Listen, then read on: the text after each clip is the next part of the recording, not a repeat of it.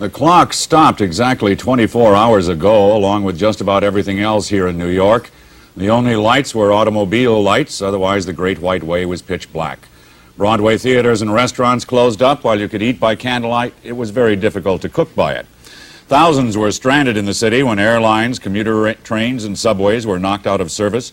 Thousands of others, all ages, took to the streets just for the fun of it. After all, New York City gets blacked out only once every 12 years. And there were thousands of others who took to the streets to plunder and to pillage. Over 2,500 looters and vandals arrested during the first 8 hours of the blackout. Many more got away.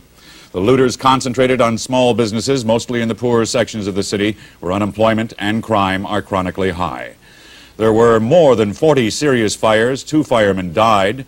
Some of the fires were deliberately set, compounding the problem. False alarms, 1,100 of them. Mayor Beam summed it all up by calling it a night of terror. The problems which began last night did not burn off with the sunrise. Many of those people who could sleep awoke to more hot, muggy weather and more troubles.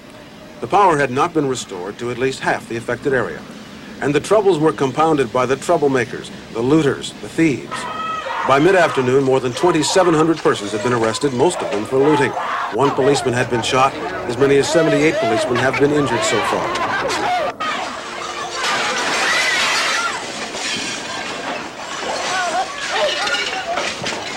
And the fires roared into the dawn.